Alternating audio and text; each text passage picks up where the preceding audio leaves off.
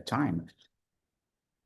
It is interestingly that preparing this presentation, like during the last 2 weeks, and I still see like the same structure that I stumbled upon like 2 years ago. So this is the story that I use in my classroom. It was. I asked my student to use like a ChatGPT. It was like the free version, and then on screen, I try to pull the data about the colonial history in Indonesia. So let's use Indonesian context. You may use your own context later on. And then I asked the AI to narrate the history of colonialism in Indonesia. So it was interesting that despite that it is, like a very impressive information, even like a pre-colonial Indonesia, and then jump to the colonial period of Indonesia, and then when the Portuguese coming, and then the Dutch colonial coming, and then the Japanese occupation, like 3.5 years, and then Indonesia got the independent. But it was interesting that there is like information that is skipped by the by ChatGPT. Yeah, it consistently misses the British interregnum during 1811 until 1816. Well, actually, we have a very famous Raffles, Stamford Raffles, that becoming a British lieutenant governor in Indonesia during the 5 years period. Why that he's also very famous in his book that published like 2 years upon his return to UK, with the history of Java, and then he's also made a lot of changing in East Indies. So during that time, Indonesia was not did not exist, and then the historian like name it as the East Indies at the time. Like the other counterpart of West Indies to name the United States at the time. So like 2 years in different, I still found like the same. Let me show you how the ChatGPT. So I need to stop screen because I need to go back to Sabari now. Um,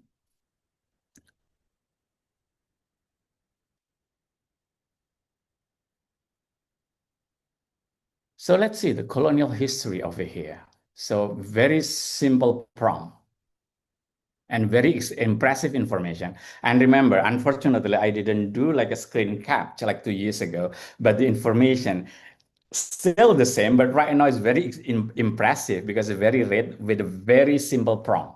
Yeah. Can you narrate the colonial history of Indonesia? So before the European colonization and then Portuguese arrival, 1511 until 1605, and so on and so on. The Dutch, VOC, 1602 until 1799. So actually it is interesting because it is ended in 1900, in 1800, but no information what happened during that time. And then it's a jump into still Dutch colonial state, 1800 until 1942, and then Javanese, including the Java War by the Prince Diponegoro of Yogyakarta, and then we have the Japanese occupation. So yeah, so this the set of information that provided by ChatGPT. I remember 2 years ago they didn't have these images, and it was like to my memory, it's like very short 2 years ago. But right now it's really extensive development of ChatGPT themselves. That the data is really growing, the data being presented, but still the information about the British time of the 5 years was not there. Yeah. So it is a really interesting fact. But why at the first place I could tell the missing information? Because I have the awareness of the Indonesian history. I read Indonesian history, like even before I used ChatGPT, meaning that the knowledge that I have can be used as a critical balance in understanding what is being missed. And there's like it's not a glitch, I think. It's a structural bias that the information provides. But the missing information, I mean, it's not only missing information, but the impacts in terms of knowledge understanding, knowledge production. And then we don't really think about, like a British government, colonial government in Indonesia. So like this one is something that I would like to start with what I've been doing. Yeah. Because I also wanted to emphasize that technology help us, but what we're doing is a knowledge production. And we can do like a critical thinking through what is being generated by AI because I'm doing something. I'm doing research. I prompted a question, but then I read the information. I did the pause and reflect. Is that correct? This question that sometimes being missed by the users of the AI because through the understanding that the technology is very advanced, complicated, and then we just believe that they provide the information or correct information. And even we didn't think or we didn't ask what is being missed. Yeah. So I think from here, what we can think of is that what do they get in those AI that provided by what do you call it, ChatGPT? That's a very what is it like? It seems like very clean, like the neat timeline.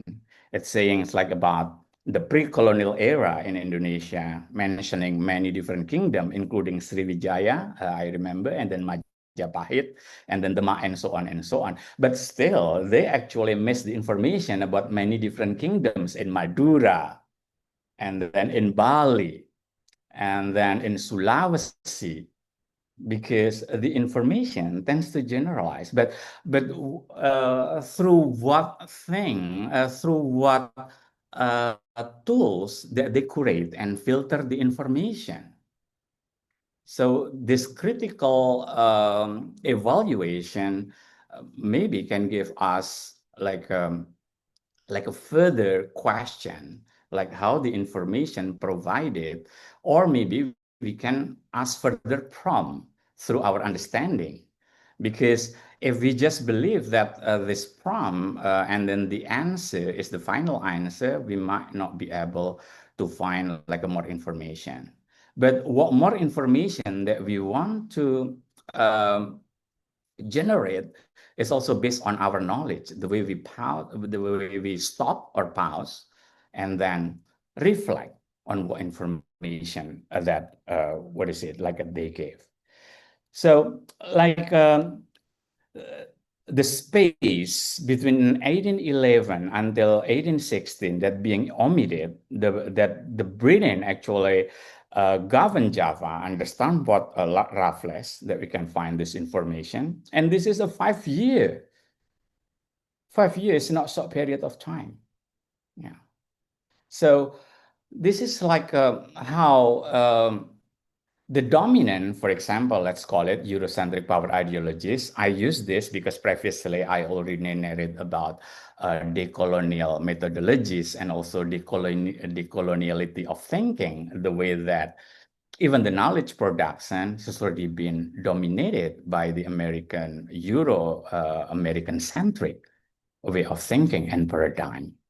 So maybe like by what is it, like a combining what we learned previously and now we use it and then try to have the critical reading of what being presented, and we can think any further. So I think this is also about the data provided, the algorithm that being provided, or the data curation, the data being filtered, or even the probabilistic is really limited by what is being available or accessible by the AI tools. Or there are deletion or omission of the data that's not in favor of those owning the machines, for example. So Why does this matter to us as an educators and scholars, especially talking about the history and then the representation of Global South, for example, in terms of colonial history, for example, about Indonesia in this context? Because this is not a random, it's not a random misinformation, or it's not a random glitch. When I mentioned or highlighted the 2 years gap on what I did like 2 years ago with the same question, and then the information is extensively growing, I need to capture this at this moment because the AI will be so much developed in the next 5 years. I need to revisit like what kind of information that already been developed over there. And then we can rethink whether our parts already been represented over there, yeah, or even like being left even further in terms of data or the information. So I think this is like the example of structural bias. It is not just a random glitch.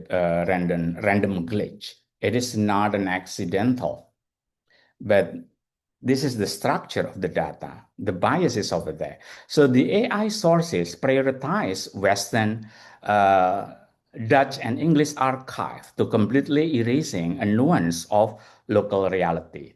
As we go through today, I think I want to hold this example, yeah, of this uh, colonial history of Indonesia, so we can do practice later on what things that maybe in your context that you can use as an example. Because when I use this, because it's also representative for me as an Indonesian, and then what knowledge that, for example, I have encountered previously a lot of reading and archives that I have read even before the presence of ChatGPT or any AI tools. Meaning, when the AI even generate the information, I can be like a what is it, like a being critical in reading those information.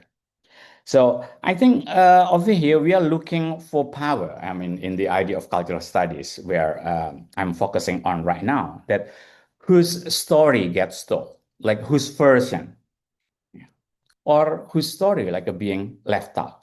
So I think this is like a something that I would like to begin with. So from the Nature Outlook, an article by Sarah Fergus Parada from 2025, let's take a look if language is also something that I'm focusing on right now. Among like about 7,000 languages globally, for example, fewer than 5% of the words that approximately uh, represented online, and it is like affecting the way the data is being presented. Yeah.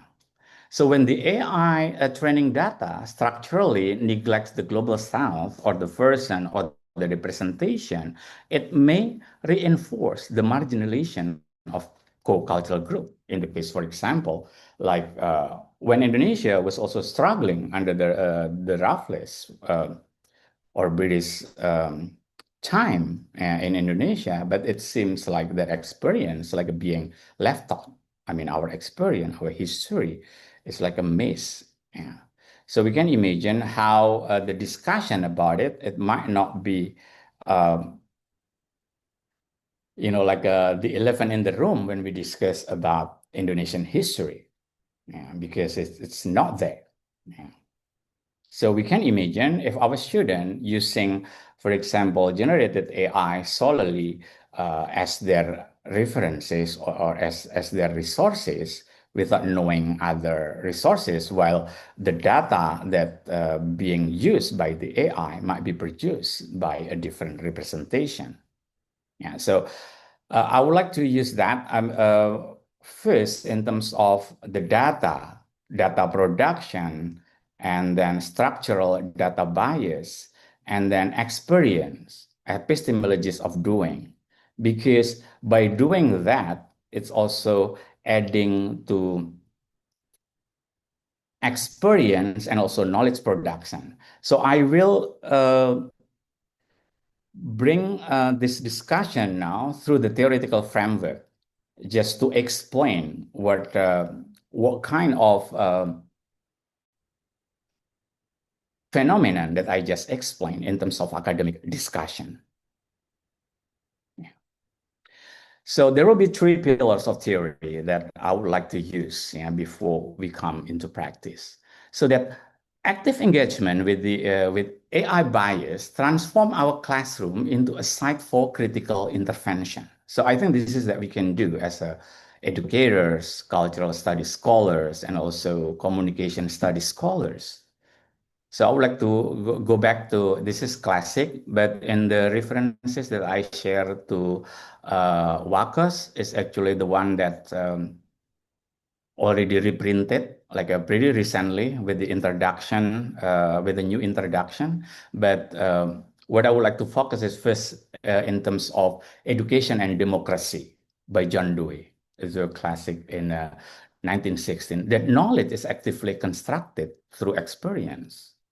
Even when we have the AI, our experience using AI can be very unique. My AI and your AI will be so much different because we train our own AI, because AI is also learned from the data, the question, the inquiry that we provided in our AI that we use. It's like doing that's what machine learning doing. Yeah. Even whether we like it or not, whatever information that we give, even when we try to pull the data, we actually train the data. So that is why being critical, giving the feedback question is really important, because we also involved in the knowledge production if we are involved also in use the AI generative thing. Yeah. Of course, over here, what is it? It doesn't mean that I ignore like the recent discussion in terms of environment, the way that AI is actually pretty damaging to our environment, the water consumption and so on. Yeah. And right now, like many data centers, the politics of, like using water and then using land for data center becoming something right now, because um, it's also affecting our environment. But the fact is that we're using AI right now. And then I would like to bring to what is being coined by Radhika Gajala, but it's also developed from John Dewey, that in terms of epistemologies of doing, that what we're doing is also knowledge production. It's not only knowing the abstract or we're reading the information, but what we're doing themselves could be like a knowledge production, because we're making conversation with the knowledge that is being delivered, whether we're reading a book, whether we just read it or we just make a conversation or making discussion in the post reading, and then asking a different question, and then making the context of our experience or what we're doing while reading the book, for example. Yeah. And what sort of our experience that may contribute to the understanding of the knowledge through our context could be very important. So I will bring to the next theoretical framework of situated knowledge. But this is also very important to understand that we need to have the critical intervention, in terms of AI bias. The information about colonial history in Indonesia, and then the omission of 5 years British rule in Indonesia, can only be critically discussed, or we can make the intervention if we have those information at the first place. Otherwise, we just, what is it, like take it as it is. So that's something that I would like to understand. What is it? Everybody could zoom up that it's not only the experience of missing information, but we need to, what is it, like zoom it out to understand that it's not a random glitch. We need to address it.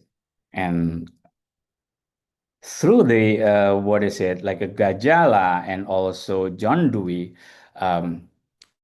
that we can involve in such knowledge production by understanding that what happened in terms of our conversation with AI in our chat machine is actually can also a process of knowledge production.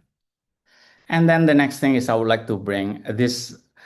I think algorithm of operation. I brought it previously in my presentation in a talent quest, yeah, that from Nobles, that the argument that search engine reinforce the operation of marginalized people where glitches reveal dominant power structures. Yeah, because when the data was not there, this morning, I had a meeting with the Javanology. This is a research institute where I'm also involved. And then we have a discussion about uh, thousands of manuscript from Indonesia was like a being taken in a European land and then scattered right now in, in many European countries. It was taken by colonial power. And then they also reproduce what is like a different version, but of course through their filter. But the manuscript could not be found, for example, like online on the name of the manuscript. Maybe the title is there, but what is inside the manuscript?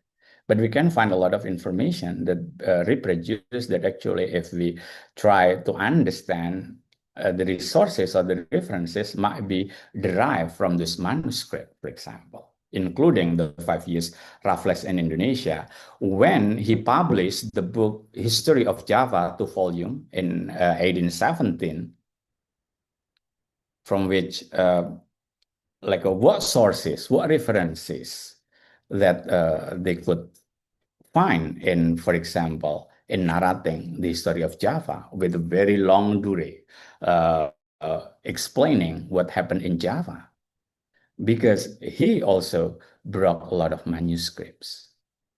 But then we didn't have access to read the manuscript, but we have access to read the history of Java. There is what is it that was written by Raffles, for example. So this is something that how I could explain the algorithm of operation. So we can imagine if the data is dominated by this information reproduced by, for example, a Western narrative or global North narrative, just like what Vargas Parada mentions, that rich country, wealthy country, or global North, like they own the money to publish or to have the structures. What about the representation?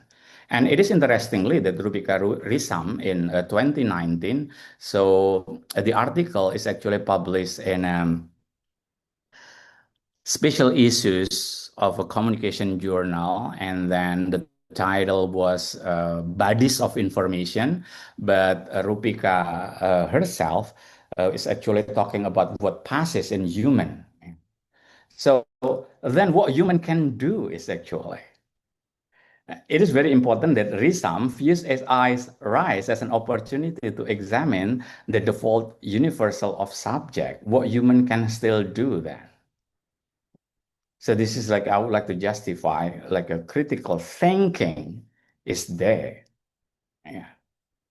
So this is also again data feminism I already mentioned previously. This is to understand when technology develop, we always think that technology is very advanced, meaning that it's always right.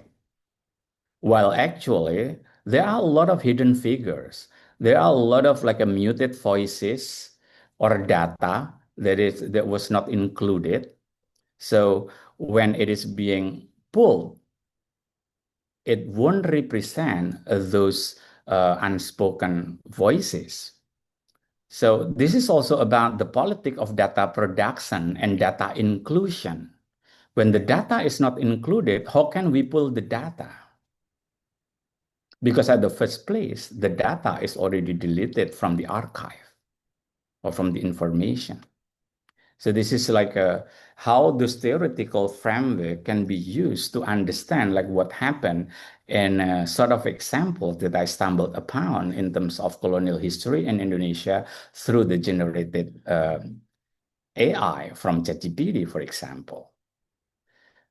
But that's also the way that we can, what is it, like discuss further, yeah, later on in your context. So then I would like to go to this like a three theory. So this is the third pillars, situated knowledge. What we can do using our own context, like how we can intervene those critical intervention of what is being generated by AI, and then what we can do with our student, how can they contribute? Yeah, or what we can do in terms of data justice if we are in cultural studies, or how we can communicate information if we are communication scholars, for example. Yeah. So, like Sandra Harding's standpoint, epistemology, I think is really important. Our side is really important, where we belong. And a decoloniality, yeah, when we believe in a Western paradigm, then we use those paradigm as a framework. But if we have an alternative, we may use. But the use of framework, the use of approach, and then the use of theory is also about standpoint, whether we agree with that or not. And I think this is also the way that we can express our side, yeah, in terms of, for example, if we are from Global South, I do believe that we have standpoint. If our representation is not there, we can just critically sort it out. Like we need to, what is it, express this. I remember this like Chandra Mohanty, for example, under the Western eyes, and then what is it like many of the feminists, like early feminist theories. It's not about the equality that I would like to highlight, but how the justice in terms of the representation, acknowledgement. And then those like being muted, for example, just like in a data representation. For example, like even like the theory like feminism, yeah, at the beginning only and acknowledge like the equality for the white women. But then what about the idea of the equality of, for example, women in Indonesia, women in Pakistan, women in like South Africa? I don't think that they have a similar issues what is being faced by a white woman like in Europe or even in the United States? What about like a black woman living in the United States? That so much different with the what is it, the inequality that they face. So even like a feminist themselves is like a like a ruptures. We cannot generalize them.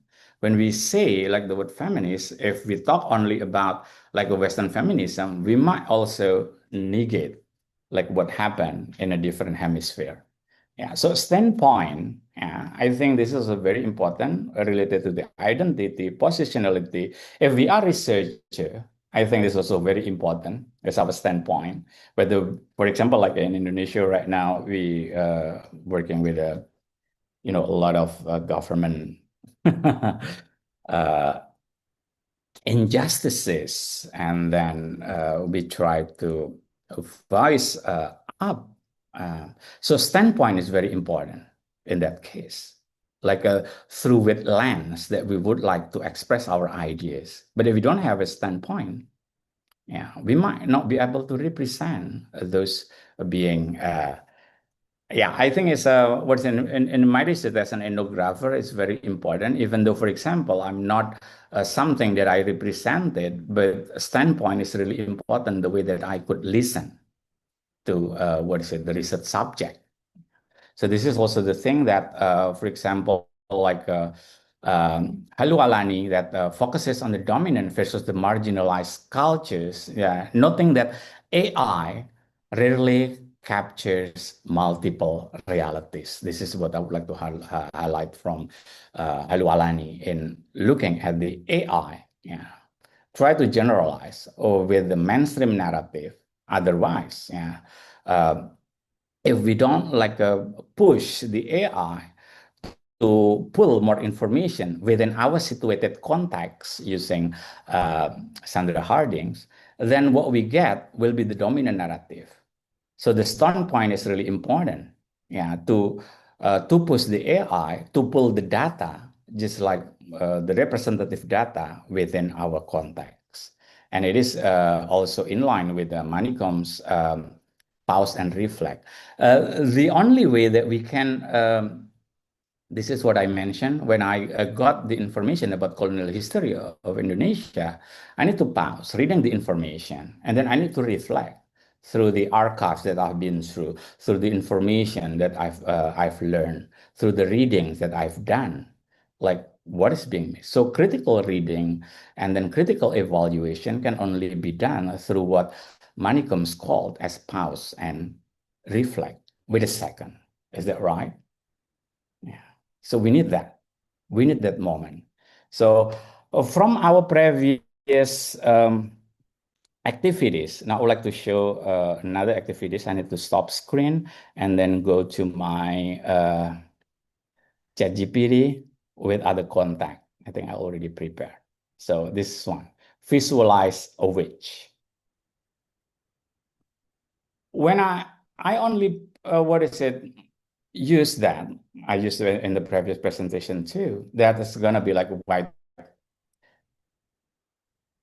female, yeah, with Eastern European features over there, with all those attributes representing witch. But even like using the Western narrative, it's already been like a negate the existence of male witch. It's very interesting that witch is supposed to be female, while actually in many what is it like within the Western narrative, there's also the existence of male witch, but why only female when I ask like a single prompt? Yeah. So over there with the castle, and then with the crow, what is it? The crow over there, and then this one is like the skull over there.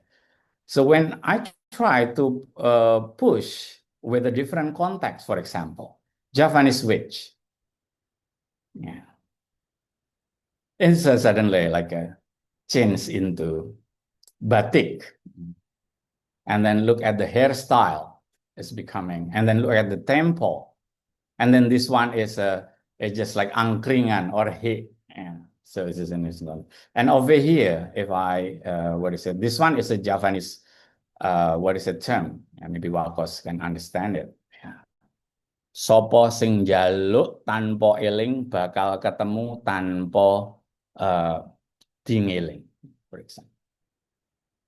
Whoever asks, without remembering, you will find without being reminded.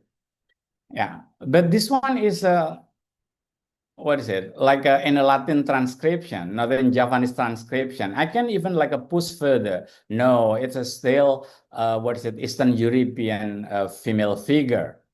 So I want you to have the Japanese facial more. And then I want you to have the what is it, the saying over there is in Japanese transcription. But we need like a more effort, right? Understanding our context, we need to do the intervention. Otherwise, the only information is following the dominant narrative of which. But the situated knowledge is really important to intervene.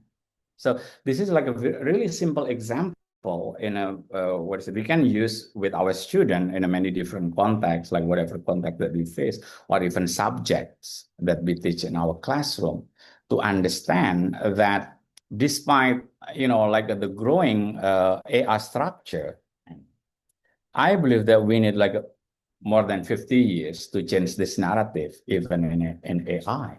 Even like I keep using this, but like how many Indonesian like me that try to push more information compared to the available data that people just grab it as something that they use as a reference. So this is something that we need to pause and reflect. Yeah. So I'd like to go back to the presentation.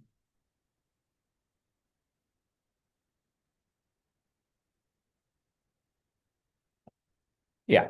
So that's the three pillars of theory that I want you all to think about. So from the democracy and education, and then epistemology of doing and understanding the structural bias, and then from our previous algorithm of operation, and then what kind of opportunity, yeah, as a human against machine, and also how the politic of data production, and it come into our standpoint, situated knowledge, and also what we can do with this one. So this is what I would like to emphasize theoretically as the framework. Then we can do what we can do in our classroom. Yeah. So let's take a look. So this is very interesting that I also brainstorming with the AI. Yeah, it come to the idea of chat. But chat framework is also representing the way AI today. I have some discussion with my student right now. Many of my student is also using AI as a partner of conversation because it's like in the form of chat, right? Sometimes we also have the what is it? In Twitter we have in X we have Grok, for example, or in we have a Meta AI in WhatsApp, for example, or even like using ChatGPT. Sometimes we just talk like, I'm tired. Can you suggest me what we need to do, for example? But this also important thing when Rubika Risam is asking about what passes to human, like what we can do for human when everything is like surrounded by AI. Do we need still like a talking to other human, using the technology, or what is it? We don't trust human, but rather we talk to AI, for example. But here, this is what like yeah, of course I try to make it not within the sequence, but rather to make the terms into chat framework. So first is about the context. So this is from the last theory about situated knowledge thing. Yeah. And then what about the hegemonic norms? This is talking about data feminism. And then this is also talking about the structural bias produced by AI.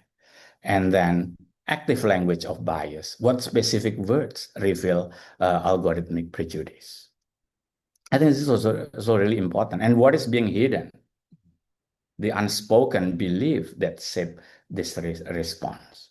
So only critical way of thinking. So let's use this framework to what's it to have the activity to think through. Now, as what I said previously, Wakos like informed me that we need to do something. So let's do the activity. I don't know like how can you do that? Uh, if you can do like have what is it like more than one screen, maybe you can just go to your ChatGPT, yeah, the free version, yeah, and then. What we would like to do is first, yeah, open your ChatGPT. This is the free version. And then I would like to give you the guiding through the, what do you call it? So this is what you need to do. Let me copy and paste in your chat.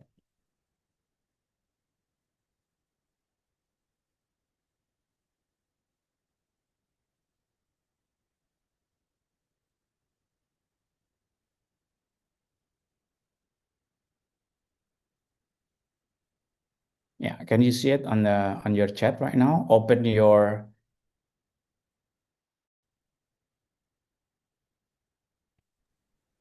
Yeah, it is in the chat box. on the chat box. Yeah. Yes, it is. Okay. So the free version of ChatGPT, I give you sometimes, and then define any keyword. Maybe, for example, you want define culture. Yeah. And then what is your position as an educator, as an, yeah.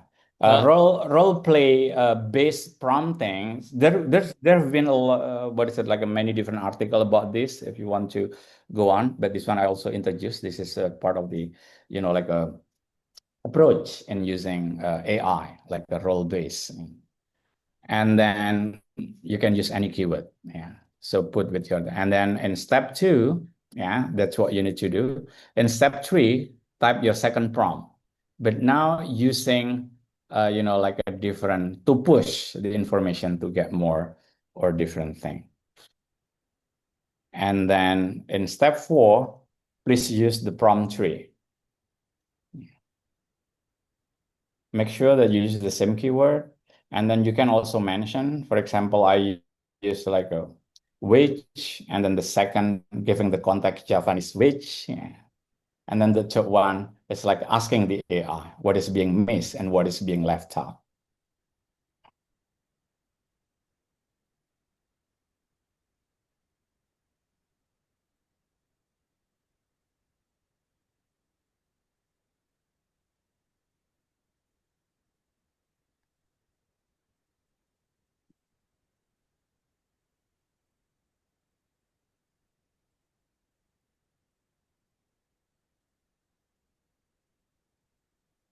Yeah. So by doing so, it's like a multiple perspective, which in a single prompt, mostly AI could not do the multiple perspective.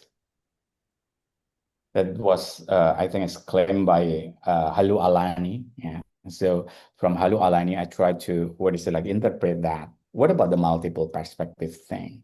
Why we need to do, what is it, more than once?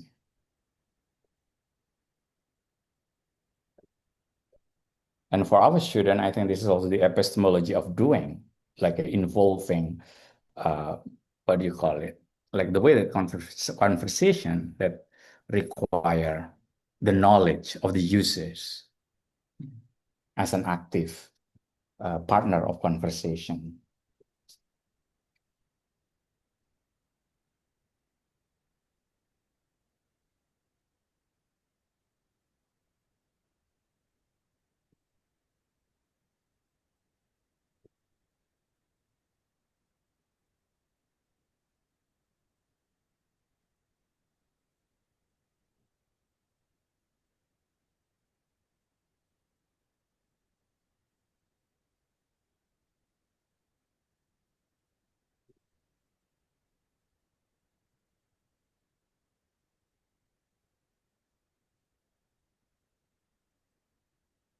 Okay, give you like a 2 more minute, yeah, to work on it.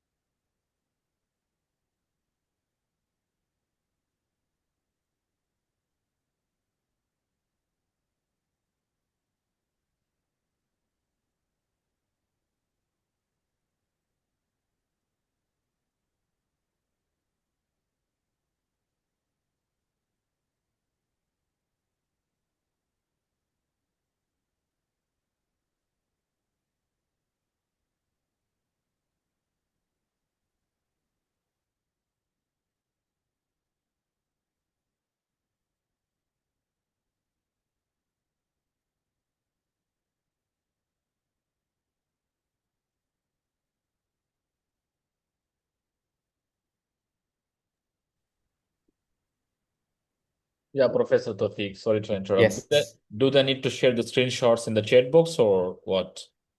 What is it? I put on the chat box. Okay. If everybody already done with that, let's think through. Yeah. Yeah, Okay. sure. So you have it on your own. This is your epistemologies of doing. I mean, you're doing it within your context. And then I believe that you have like a different information, but this is what I want you to highlight. So like what context that missing, for example, that you didn't have at the first prompt, but appear on the second prompt. And then from the third prompt, I think, what is it? Tools like ChatGPT give us the information, what is being left out at the first prompt. on the first answers or the generated information, and what is like being revealed on the second information. So this what Halu Alani mentioned, that AI sometimes did not work through the multiple, what do you call it, contacts. Yeah. So this is what we call as a multi-pronged strategy, that we try to understand and intervene the information. So this is also like something that hands-on that we can do in our classroom. And then let's take a look about this one. So meaning that what is being generated by AI is not a single correct answer. It's based on the prompt. This is what is it, like we need to highlight in our classroom, that it assembles the probabilistic responses based on the dominant data that they have. Still, I need to mention about dominant data, because this is, even though it's like probabilistic, but maybe also limited through what they have. Yeah. So this is interesting that at least within the last 2 months, I've been working with two different parties. Yeah. One from both actually from the Western European countries. I could not mention the country because we still project ongoing. One from the south, and then from one from the north, and then both parties like really focusing on the developing AI. But why they need to develop AI? Because they think that the available data from the available AI still do not represent the information that they want, to have. So I think the data production is really important over here. When right now, for example, like I think last year I was working with the Wikimedia Indonesia. So Wikimedia is it is a foundation, and under Wikimedia, they have like a many different projects, including Wikipedia, for example. And in Indonesia, we also have those representative, for example. So when I made a discussion and made conversation with them, I asked like how busy is actually your system is allowing any AI through their API that try to access their data. It's countless. So meaning that not all data center actually allowing AI to pull their data or access their data. So we could imagine that in the future, I think there's a lot of article already right now coining that data is the new oil. And then right now, the politics of producing data, keeping the data and data access becoming something that really important in terms of knowledge production in the age of AI. The variation, the contradiction between, for example, the three prompts demonstrate how the training data or the data collection or the data availability that I mentioned is becoming something that, like a major right now. And it is interesting that right now we have a different, what do you call it, like a belief in a different AI machine. Yeah, for example, okay, for research, yeah, it is better to use cloud. And then for doing picture generation or image generation, it's better to use ChatGPT, or right now Gemini Banana is also going wild. So people have a preference right now because they have a different data source and they have a different access in pulling the data. So we might have like a different preference in terms of AI because they also have a different, unique data curation and sources. So this is what we, that limit their probabilistic in this case. Even though it's like probabilistic, even though that we can do intervention, but still we need to go back to the early discussion of this session, that the data might still be representing those dominant data. Yeah. And those inconsistency also a form of bias, the way that, well, at least we have the effort to represent like our identity, our standpoint, yeah, using the theoretical framework that we use. Like, for example, from Harding, yeah, our standpoint is really important in this case. Yeah. So is is there somebody who would like to say just at least one or two, like what happened, what you find like interesting in your context before I move to the next activity?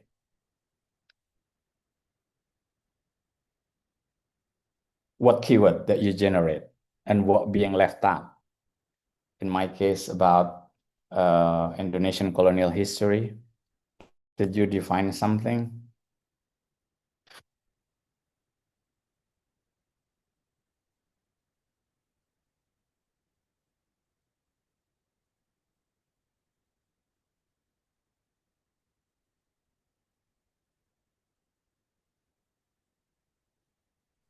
Yes, sir, we have one reply in the chat box. Yes, please share what you encounter, Mr. Adil Khan. Yeah,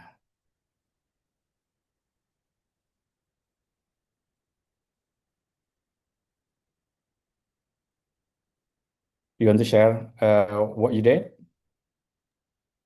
No, sir, sir, we have one reply from a person in the chat box. Oh, okay. Wait a second.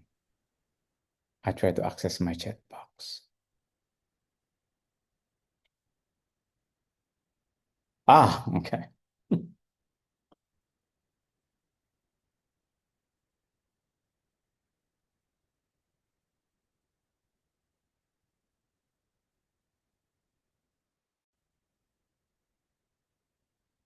Yeah. Please feel free to share what you get. So this is like giving you the context, what I mean. Yeah.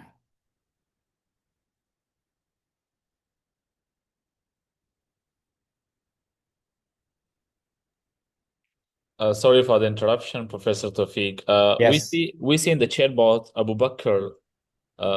If Mr. Abu Bakr, if you want to share something, you can unmute and talk. And secondly, dear participants, I would say that we often complain about the classrooms in Pakistan that they've been uh, teachers teacher centered, and I call it khutbah, Jummah, the khutbah, the Friday. You see, so today I'm seeing the same thing. Professor Tawfiq is delivering such insightful things, but I would like you to unmute and talk and discuss because it's a two-way discussion. Please. Yeah, I want to hear your voices. I don't want to also becoming the dominant narrative.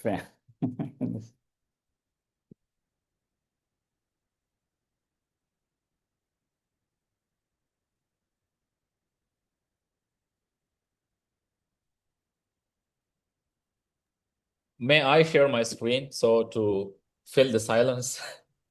Yes, Okay. sure. Thank you very much.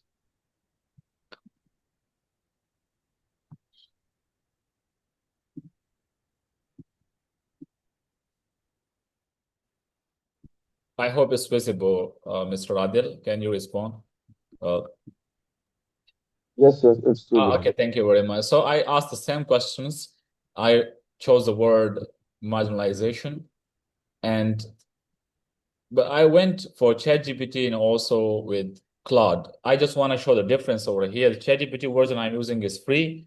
The Claude version I'm using is also free. The Perplexity I have is a pro version with a student account, but I just want to show the difference to my the participants here today with the friends.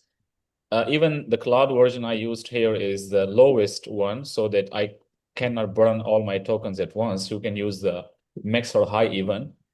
Uh, I just want to share something, Professor Tofik. Last time I was in Sragin talking Yes. to English teachers, and there we did two activities. One activity had like an idea to generate something for students, like in lesson planning, and I asked the teachers to use their own wording, what could it would be. And when we saw the response of ChatGPT, it was completely different with all of them. Like it was different. Some were happy with the response, some were not, and even some response were like very generic and we can say biased as well. And then the next step, I shared with them a prompt and asked them to follow the exact same prompt and ask it from ChatGPT. What we observed this time was also the deviation in different responses. Like we use the same prompt, but the response of ChatGPT with every teacher in every mobile phone was different. And I would say it was expected because ChatGPT or any other AI, it's a language model. It uses all the history we had with them. So it's not about just that one prompt, though it matters a lot, the context and what do we ask and how do we ask it, but also what we have been through these years of using that AI model specifically. So both of these things matters over here. I just wanted to share that. It's my perspective. It's not that much, but I just wanted to warm the things up so that all my colleagues here can also share. Great. Thank you, Akos. I think we also have now in our chat room, right? Yes, Prof. This is also from Amrin Said. Yeah. Yes. Okay. So it is very interesting, right? That we can, I think we can see like a different responses. Even we use the same AI with the Exactly. history that we have. If I share you that I use the same prompt in my tools, yeah, for example, yeah, before you can also share later on.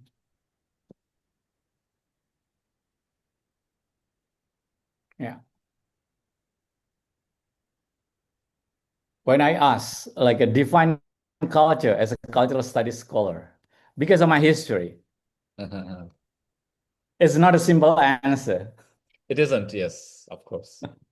And then academic definition, because it's also my history, right? Yeah. And then when I ask like pull any further, it's not also like always have the academic definition and so on. Maybe it's totally different with what you have because we have a different history in using this.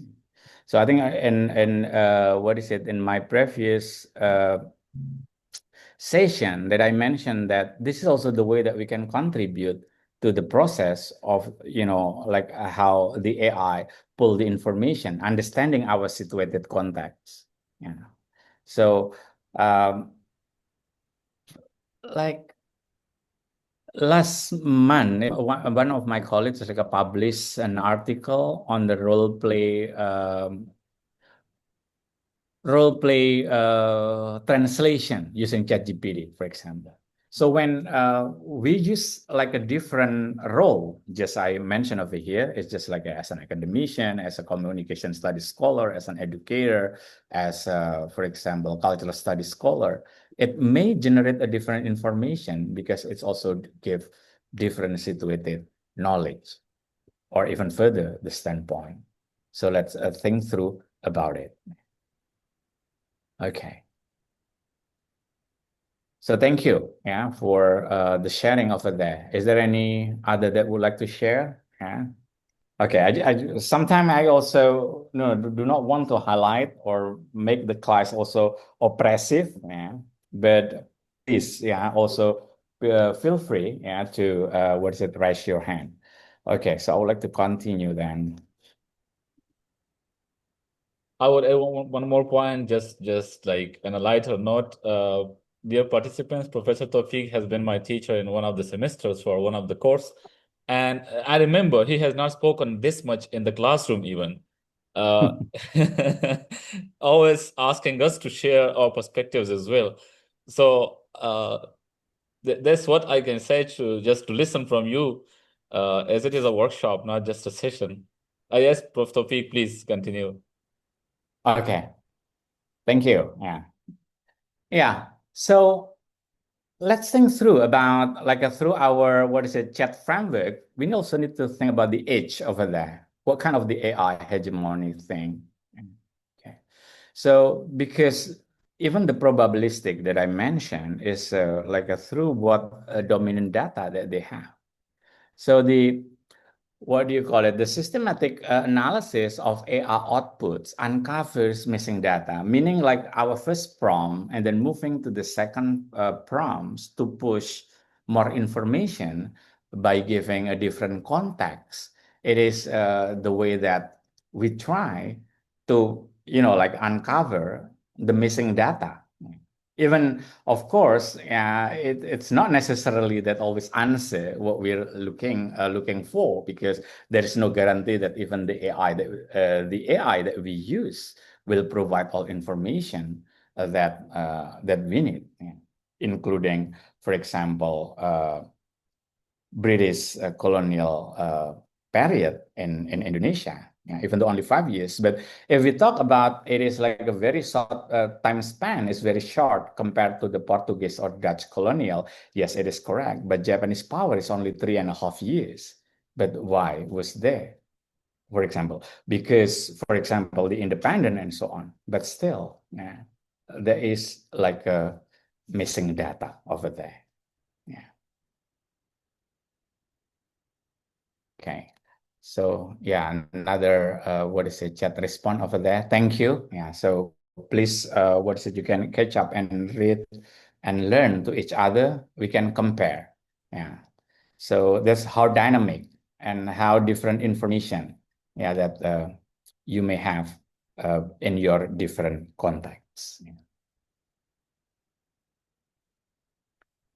Yeah, and then take a look and analyze the responses, compare, with the same prompt, with the different, whether the same AI tools, with a different computer, different history of your own, different situated context, we may generate different information. Yeah. What about identify the missing context, the hegemonic norms, the biased language, or even like the unspoken information that what is it we may find over there. Yeah. What about the algorithmic gaps? Yeah, if we use the terms of the algorithmic operations. Yeah. So this systematic evaluation uncovers the glitches and missing data reflecting the algorithm of operation, by Noble, and structural marginalization present in the AI's training. Yeah. So this is like a really interesting. In the last 2 months, I think, I tried what is it like working as a data annotator, in a company of. They're working with the data annotation, and then this job is actually evaluating the AI response. But I'm only working in Bahasa Indonesia AI response because I speak both in English and Indonesian language and Javanese. So mostly that I got, well, for me, it's not about the job, but rather about how actually behind the scene of the data production in terms of AI structure. So this is like a very interesting the way that, for example, many of the Indonesian response that given by AI that I need to uh, evaluate is like a even like a very what do you call it? First, yeah, LLM or the large language model, for example, yes, over there. But the most interesting thing is that many of the Indonesian response is like a translated from the English response because it seems not natural. Yeah, if it is spoken by Indonesian people, it is like a foreigner speaking Indonesian language. So in the way that I need to evaluate whether it is a golden response or not, for example, in some cases. So, so this is like the way that even behind the scene of normally this project is also, what do you call it, ordered by many different AI company. And they use human to read the information. So like in a very traditional way, in a translation field, it is called as a rater actually, how we can evaluate the response, whether it is natural using a particular language or not. Yeah. So lately, it's also becoming a very important, like a job trend globally. Yeah. But also one thing that I would like to highlight over here is that when they hire Indonesian to read Indonesian response for AI, for example, that this is also opportunity that, for example, like I represent Indonesia in terms of data production in the case of language. Yeah. So beyond those AI uses, it is also job opportunity in the future that right now, once I learned this, I also campaign to my student that this is also part of this, like the uh, AI era's job. Yeah. And it is interesting that right now human is getting more robotic while AI is getting more human. A lot of conversation with my student, for example, using WhatsApp. Yeah, that suddenly like their language becoming so robotic, and I know that even when they send the information is they ask AI, yeah, to produce this information, and then their language that's supposed to be like, what do you call it, like chat language in a WhatsApp, yeah, or in any messenger, it's becoming so strange. Why are you so robotic, yeah, for example, while the AI machine is using human to humanize the response. So let's see this paradox, like what happened. But I think this is also very critical of what Rupika Risam mentioned. What passes to human in the AI, then age. Yeah. What women can still do, like where is like a human roles, yeah, what passes to human themselves. I think this is like a really foundational what is it question, but also talking about humanity in the age of AI. Yeah. When human is like more and more robotic, and then AI is getting more humanized because human is intervened, and then it's becoming like a, like a more factual and factual because people keep updating the data information just like us, for example, criticizing the AI result. But maybe in turn that the AI is going to be really rich with the information, providing many different things. But then what about the human being themselves? So I think this is also very critical as an educator, that we also need to think about human being, yeah, uh, in this order, in this new order, or in this AI order, the whatever we want to call it.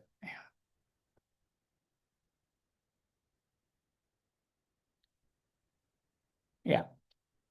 So this is like what we need to what is it? Let me find like my note. Yeah, I think we need to go to the next. Yeah, I don't know if you would like to do this. Yeah, regarding to the what is it, first activities. So this is what we can do. Yeah, actually, I prepare in one of the material. If Wakos can send letter, I also provide the handout. Yeah, I also ask AR to help me. What is it with this all the practices? Of course, I do the critical evaluation using the theory from standpoint epistemology by Harding. For example, when I try to ask the question about the colonial history, what I did is actually adding the information that is missing, the 5 years British rule in Indonesia. So meaning that I put that information to rewrite or to add, what is it, for my own, for example, my own sake, that I cannot just take the information provided by ChatGPT as, like the only information, because I know that there are missing information.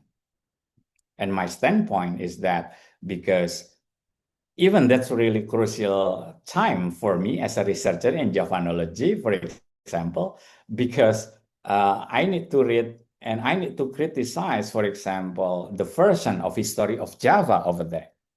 Yeah. While actually during the colonial period that provided by ChatGPT is even like a deleted the 5 years British rule in Indonesia, which actually like the important thing that I want to pull from that information. As for example, if I use like a do the literature review, for example, what kind of information, if I only go with that, so meaning I might not go any further because I would like to do the claim that, like a many different manuscript, for example, is being used, being taken, to European land, partly because of the 5 years British rule. Yeah. And right now, many scholars globally referring to the history of Java written by Raffles. And we could not access all those what is an older manuscript, for example, because it's not with us. And then we don't know if the information is being curated, what kind of information about Java that being deleted through the reproduction of the writing conducted by Raffles, for example. So this is like something that, okay, so in your case, after you read your first prompt and then second prompt,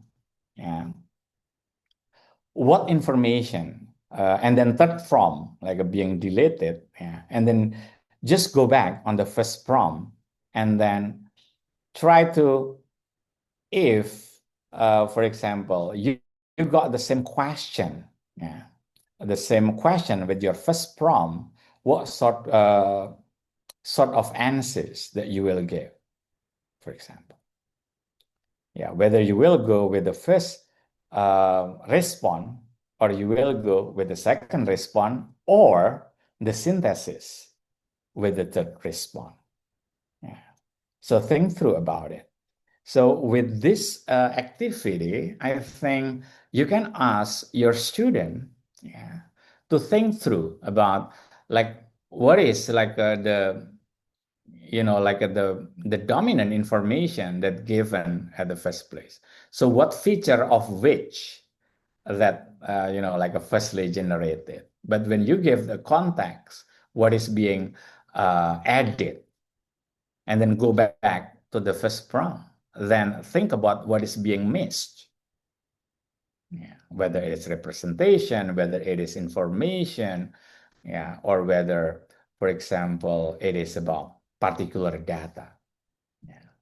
So I think we can, from this example, we can zoom out as a structure. So it is not a special case, but it happened in general because of the structural bias. It's about the data access. It's about the data provision. It is about data curation. It is about deletion and power and injustices. So I think this is something that how from this that we can think through about power. So I think through the identity using Kimberly Crenshaw term intersectionality, I think it's really important. Just for example, when I ask the AI to visualize which, when it is does not represent, for example, of what actually I would like to illustrate. For example, I made short story and I need a visualization, and then it does not represent the which in my story, then I need to give a situated knowledge. But at the same time, I understand that the narration is dominated by particular power or information. In this case, Western narrative. So what does AI miss is really important over here, that actually we need to ask and we need to remind our student. I think this question is also, I remember when I do like the spatial research, yeah, in terms of, I think it's Michel Descartes, like when we walk the city, yeah, sometimes we just enjoy, like, oh, the city is very good, and so on. But when, as a researcher, when we have a standpoint, sometimes, yeah, it's a beautiful city, but maybe we can have like a different question. So, what is miss? Yeah. What does what's it? What is not presented over there, for example? So when I did my research about the changing landscape of Solo City, indeed, it was like a begin. It was the beginning of the research because I entered a U.S. cities that suddenly I remember like that's what happened to my city is suddenly like a similar to other city. But then the question also began. But then I remember when I was kid, my hometown was not like that. But when the shifting began, what happened? So the question, the research question is triggered by the question, what does actually miss, within what is it, the city landscape through time? So I think I would like to bring it also to that AI when it's like giving us information. This is like a really important question that we need to ask. Yeah. So a scholar's unique cultural identity and lived experience act as a critical lens for identifying informational gaps. So I will like start with that. Yeah. Continuing with that, I mean, that we need to reflect this. Yeah. So, for example, when you type the question, yeah, how did, for example, your cultural identity or academic background help you spot what ChatGPT missed?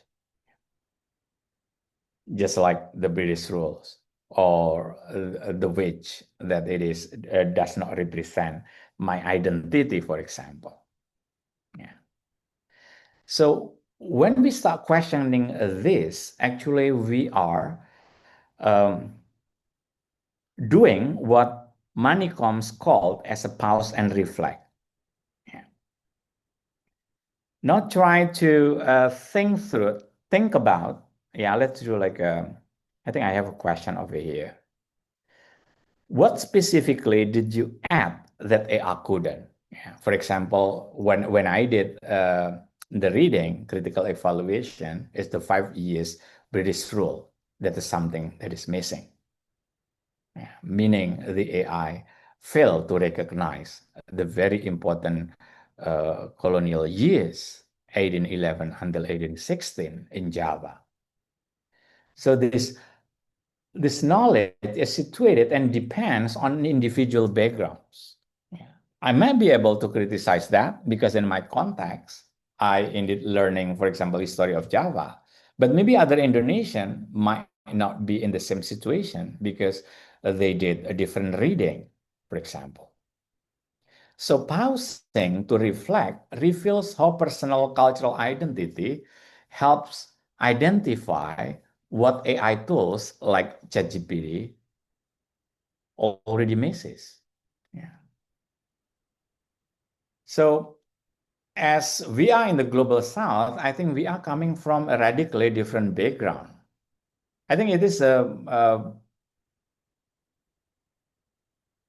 bit, for example, questioning if, for example, that we can use any AI generated result without being able to critically address what is being missed. Because as we know that right now, AI is dominated by global north information.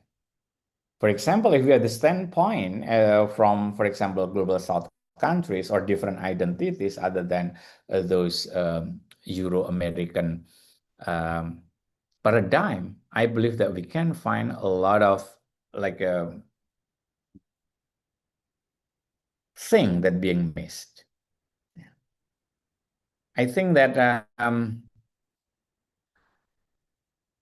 in my previous presentation, I remember this one that I used like maybe in a different presentation. When AI after DeepSeek, there is QN. Yeah, QN. So it's like from the name, it's already like a very Eastern, let's call it from China. Yeah. So like the first assumption is that maybe with a QN, like mostly the data will be coming from the Eastern countries, yeah, or from the different using Edward Said, yeah, for example, it's no longer Orientalism but more Occidentalism. But it could only be assumption because when I also use those AI, even though it is developed in an Eastern country, and then I use the same prompt, for example, about this also good in generating image using the same experiment. I use the word witch, but still, it's not like a witch coming from Eastern countries. Yeah. It is still wage from what's it, Western countries. So it's about like what available data that they can what is it uh, pull, yeah, to the machine. Yeah, unfortunately, we have to acknowledge that the data, just like the knowledge, is like dominated by um, Western narrative and Western paradigm. That's why I think in this case, go back to the decoloniality, decolonizing methodology is really important. What is the room? Yeah. In the last 2 years, for example, in my research center in Javanology, we developed what we call as a Javanese methodology. It's a really ongoing project, and I believe going to be long because even like the school system that we have in Indonesia, every single system is a really Western system. Yeah. Well, actually, if we go back to many different manuscript, old manuscript, like we also have a different school system. Yeah. Just like it was not really limited. It's a different way, like working hours and so on. Yeah. Or Monday through Friday. Yeah. But we also have a different what's the time because we have also have boarding school. We have padepokan, yeah, in a Japanese community that is also offer like a different methods. Yeah, that learning is not only through the classroom but also the life experience of the teacher. We call it nyantri. Because outside of the classroom, the teacher is also teaching the student through behavior, meaning that teacher can what is it can learn the knowledge that they have. It's not only by reading a book in the library but also through their conversation and other everyday life through the networks that they build and so on. And for example, in the approach of Nyantre, it is part of it. Yeah. While in the, for example, in a Western school, it is limited by, like Monday through Friday from 7:30 until like, for example, 2 o'clock. It's like totally different approach. But what happened right now in Indonesia is like the dominant narrative is about, like the modern school system, yeah, rather than, for example, the other alternative. Yeah. So think through about it. Yeah. So what time that we still have? Yeah. So actually, this is like the activity in activity 3. Do we still have time? We still have 20 minutes, yes. Okay. Okay. Yeah. So think through about it. Yeah. So coming from a radically different background, for example, such as global north again global south, like what is it just mentioning, for example, we can do like even like a radical thinking about, that the methodology we have, the school system that we have, yeah, or even the way that sometimes it is interesting that, for example, in Indonesia, we also have a different climate, we have a different context of lands, and then suddenly we use Western method and we just import the technology. So this is like something bigger that we also need to think about using um, this approach. Yeah. I remember that what is it, like the government of Indonesia imported the windmill, yeah, windmill, and then a lot of material is from iron, yeah, and then it was installed in some remote island. It is good. The idea is good because it can provide electricity, right? Yeah, uh, and a lot of wind over there. It's a transform technology. But the thing is that, like in remote island, uh, the wind, yes, is good, but the salt from the sea that also what is it affecting the air in some islands make the windmill could not last for a long period of time because of the what's it corrosive air condition and in this island. So this is like the thing that fail to understand the context could also make a bigger problem. I mean, zooming up about this. So this is not only about what do you call it in terms of data, but we understand the technology. Technology doesn't work well when it is not contextualized, yeah, including here AI. So now using your position, yeah, how we can integrate this critical AI analysis. I don't know like what your role right now if you are educator and you have a focus on pedagogy. How can we use and apply this in our classroom? For example, in history or in literature. So you can adopt the multi-prompt exercise for subject like history or literature, for example. So just apply this and then ask your student to do those multiple prompt, yeah, as the exercise and to ask them to compare.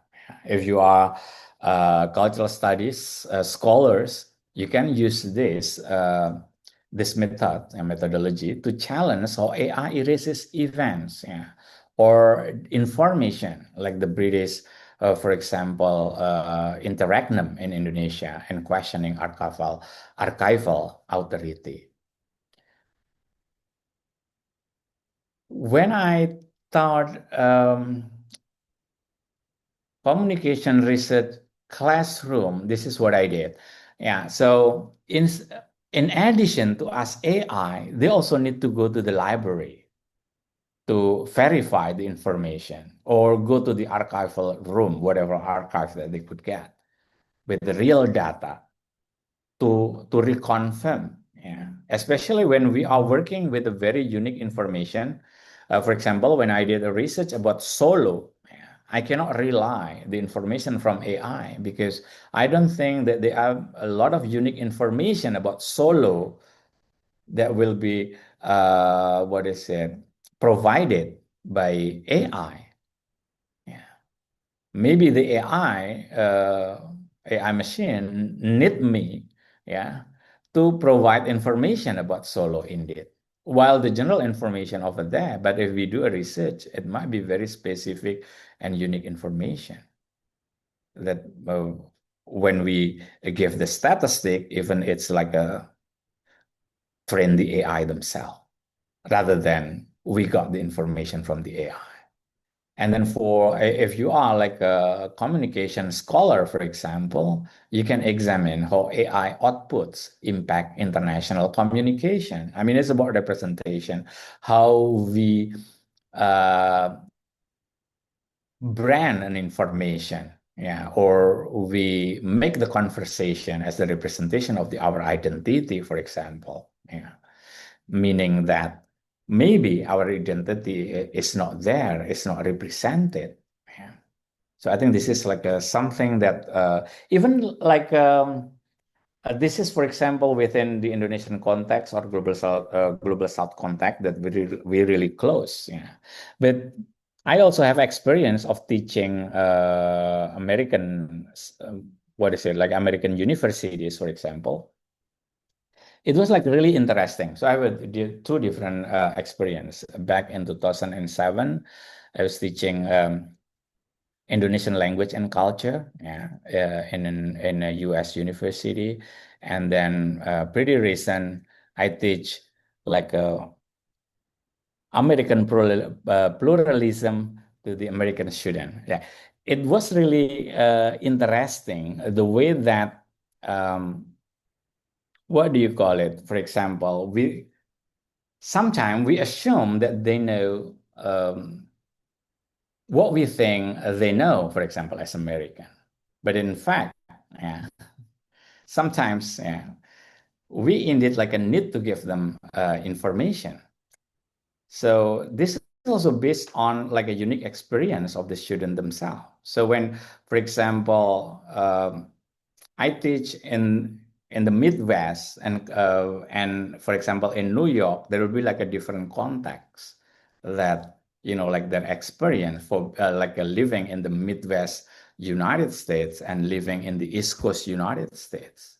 It's sort of like a different, totally different background, different context of knowledge, different experience, like the access of information. I could not assume that, for example, they understand like a global context when I was teaching a student in Ohio compared to when I was teaching in New York, for example, because the student themselves already, representing different identity, while, for example, in the Midwest, maybe it's like dominated by white students and living inland United States. So this is like something that what we need to understand again and again is about the context, situated knowledge. We cannot start with the assumption that, for example, when AI, this is something that we need to emphasize to our students that yes, AI is over there. AI, this is the way AI works. It is based on data training. I think through the critical discussion that I try to,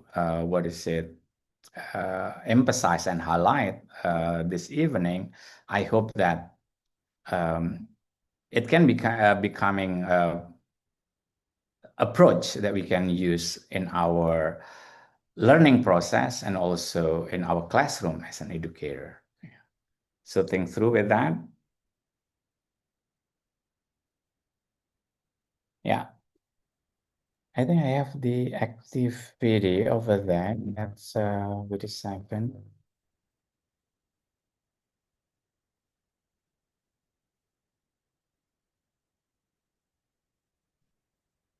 Let me check the handout.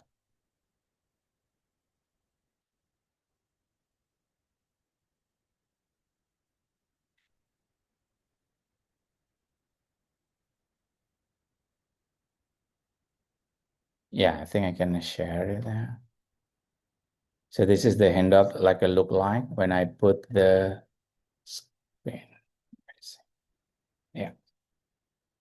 So this and part of the material that so this is like going to be hands-on activities. So I already put it also on the folder. So they are actually this is like the prompt that we just did. Yeah. So you can use in the future in your classroom. And then this one is that how to do the standpoint and critical reading and critical evaluation. So what kind of revision that you would like to do? So this is like the last one that I asked you the question. So again, giving this role play approach is really important over here. This is to let our student or our community where we are involved with about the situated knowledge and what kind of identity that we would like to push, yeah, for the AI to generate the information. And again, about the standpoint. Yeah. Okay, so maybe come for a discussion. Is that okay? Yeah. Okay. Thank you so much, Dr. Taufiq, for Yeah. that incredibly thought-provoking presentation. I think we all have a lot to sit with after that. So now we will open the floor for Q&A session. If you have a question, feel free to drop it in the chat, or if you'd like to unmute and ask directly, let us know and we'll bring you up. So we have any questions from the audience?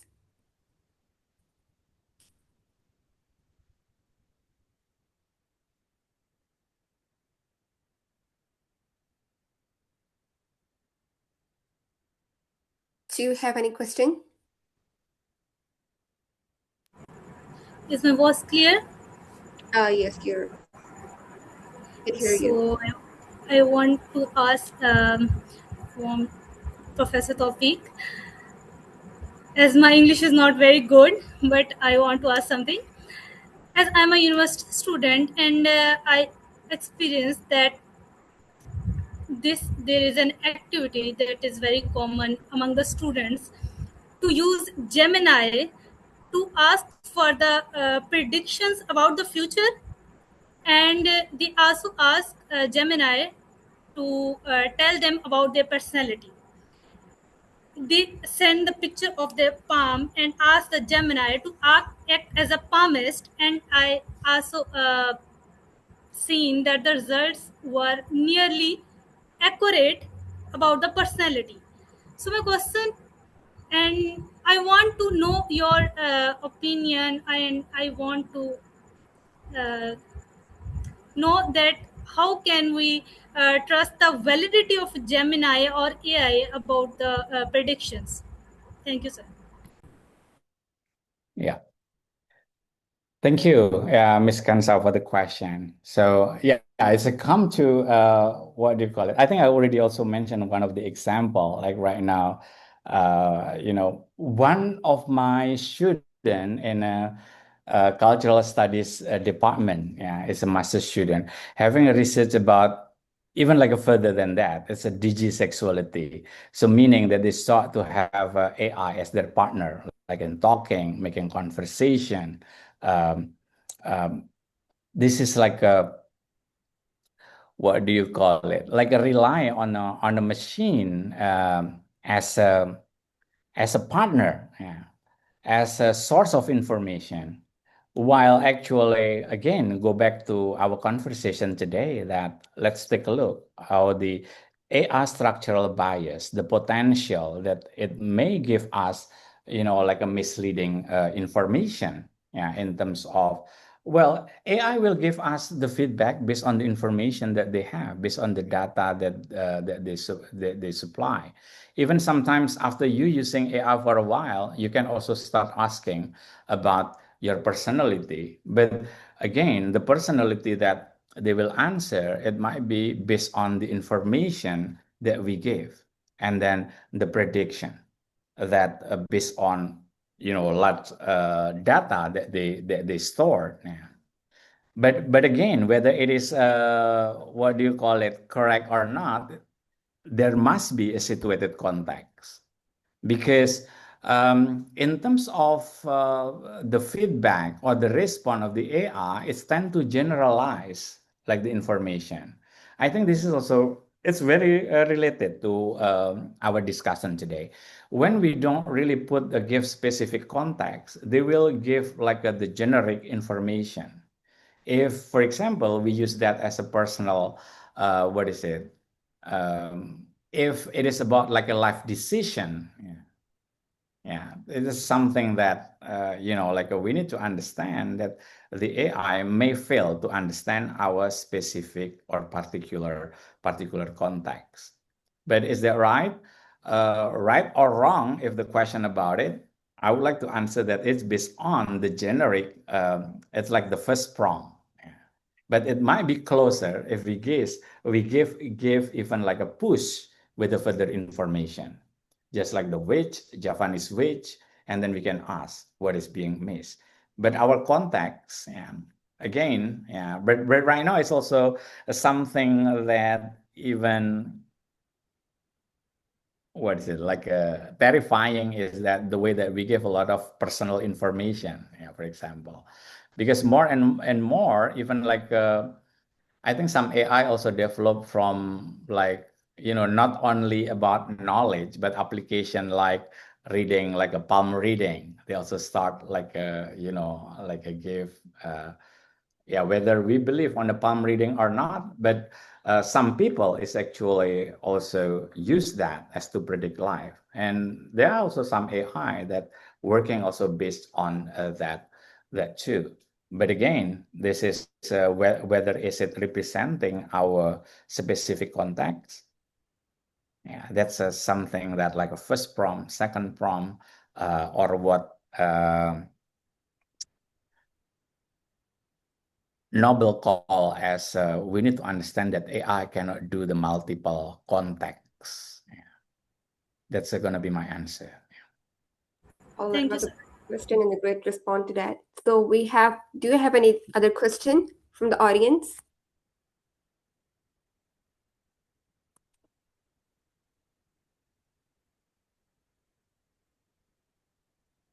You can either ask directly or you can drop your question in the chat box.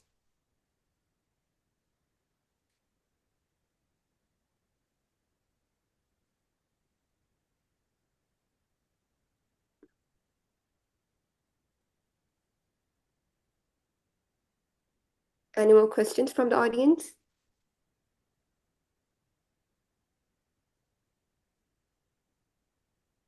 Am I audible, ma'am? Yes, can hear you. Yeah, I have a question from Mr. Taufiq. Please. How the topic of today's discussion is the developing critical thinking through AI assisted learning. Then how can we develop critical thinking through AI assisted learning?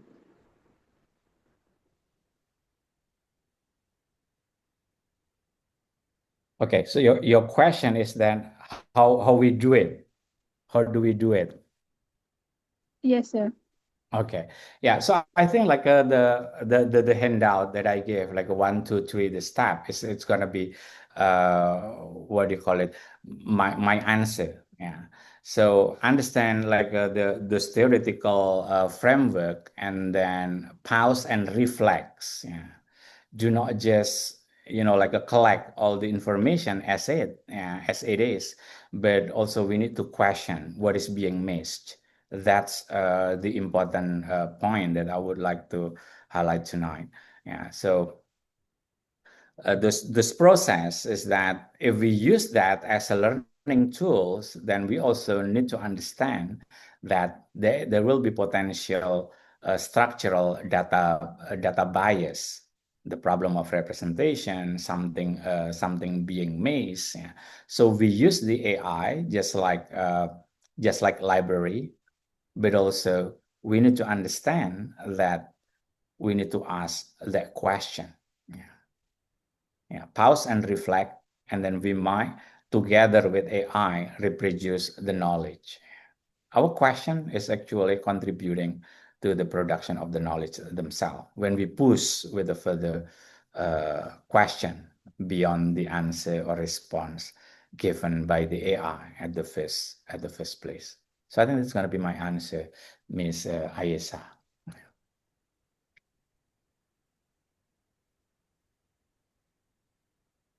Okay, do we have more questions from the audience?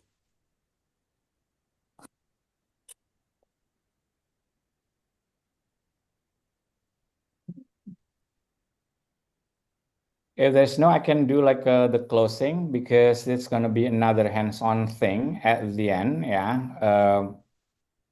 So related to the last question, go back to the theoretical framework to understand why we need to do all that. Yeah. So all the steps or activities that we conducted this evening. So this is the theoretical framework, and then the role is really important. For example, this framework, how we can use it in our classroom by using the chat framework, that we need to understand the context, that there is potential hegemonic, and then the active language question bias, and also the last one is that the tacit assumption.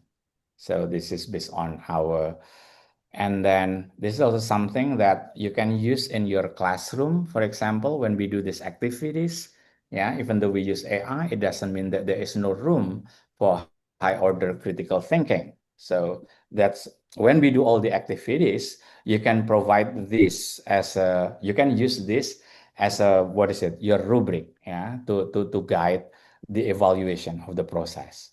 So the record, so it's going to be verbatim. The activities is recorded, the first response, second response, third response, and then the next activity is the chat analysis to question what is missing, yeah, and then what kind of hegemonic thing, mahasiswa asal Pakistan. yeah, and then the critical revision. And then the next thing is that the positionality. So this is like represent all the theories, yeah. And then the last one is the scholarly writing themselves, yeah. So meaning that, for example, when they do that, they are like, for example, ask them to write like a 50 words or 25 words, yeah, at the end. So I think that's what do you call it, that I could so this is the references. The references is also included in the folder, yeah, in the folder, yeah.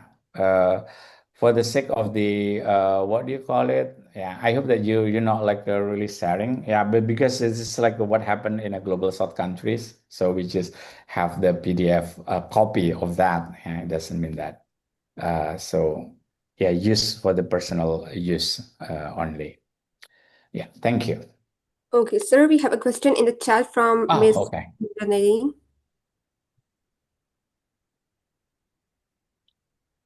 So these AI models are trained on internet data. How do they decide which information to prioritize when there is conflicting information online? So that's the way. Yeah, sometimes AI, yeah, could be fair by telling that there is a big debate. Yeah, I think if we do following the conflict in for example, in Israel, like in Palestine. Yeah. So if you ask a question like a really specific about this conflict, yeah, you can see that the AI very careful, like highlighting about this conflicting information.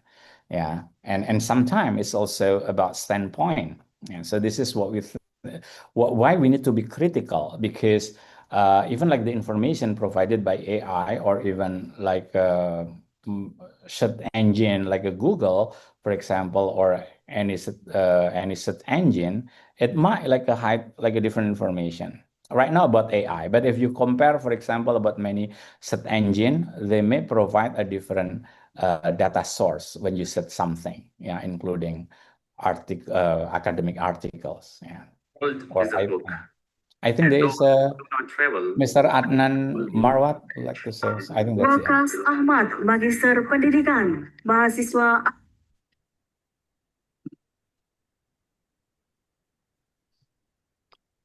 Yeah, I think you raise your hand, Mr. Adnan Marwat.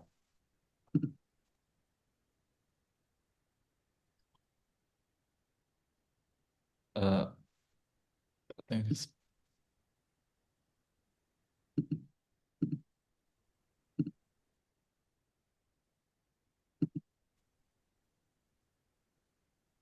Yes, Mr. Adnan, Mr. Adnan Marwat, you raise your hand. You wanted to say something? your mic is on, but I think it's not getting the voice in from you.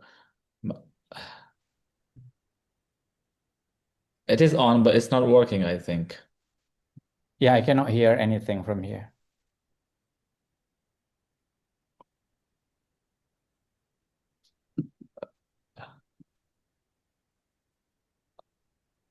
Could you please write it in the chat box? Maybe your device need to restart, or I don't know.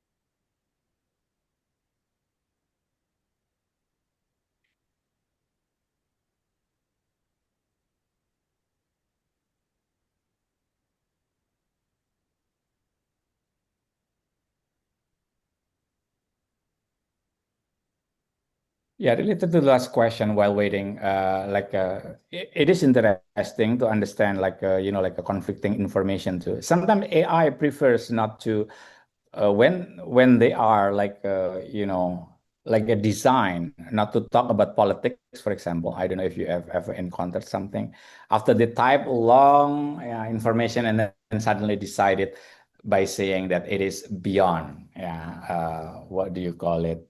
Uh, Beyond reach of the AI themselves. But it's also, I mean, there might be like a keyword that is being filtered by the AI engine that might be restricted, by the AI developer.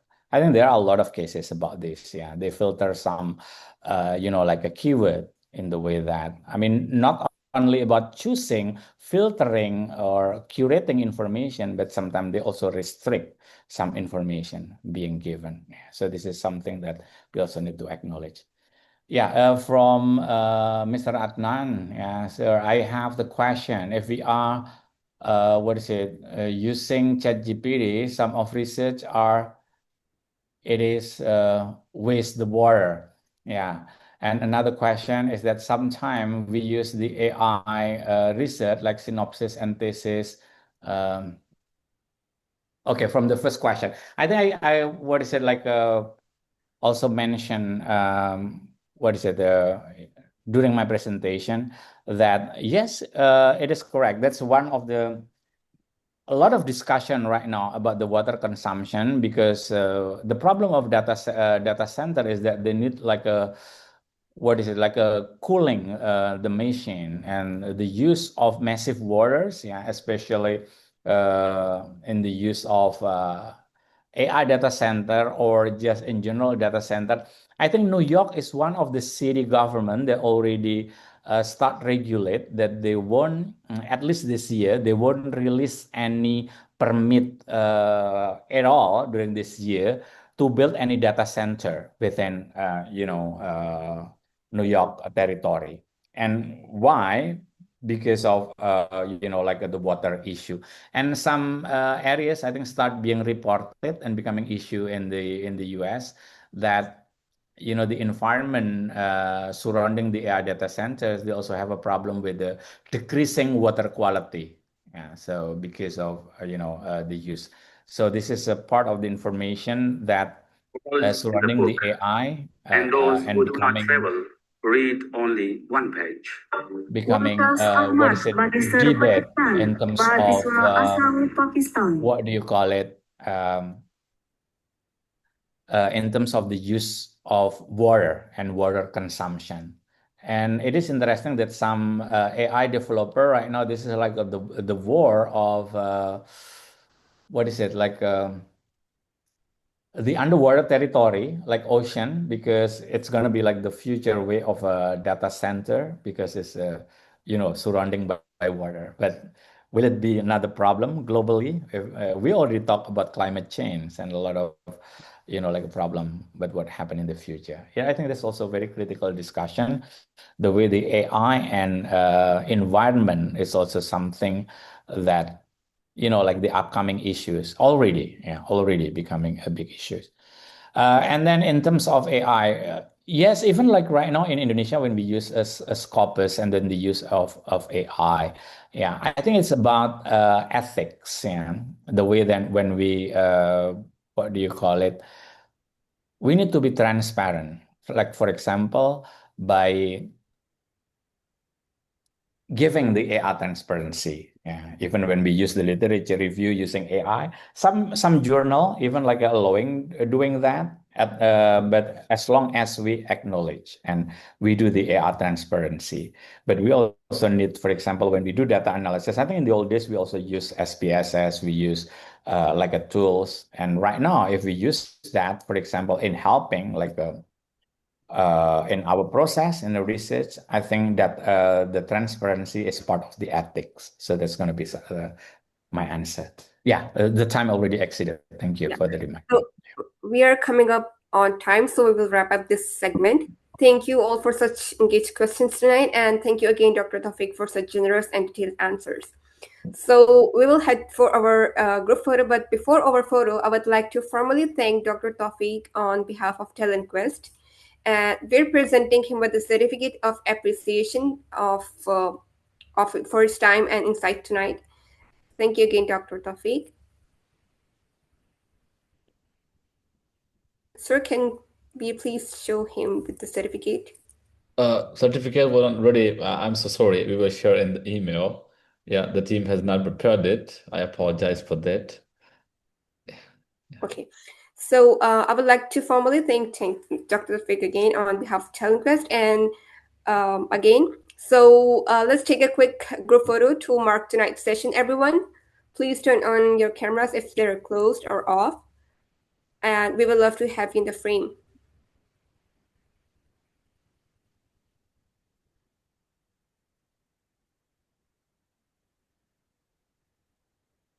Done.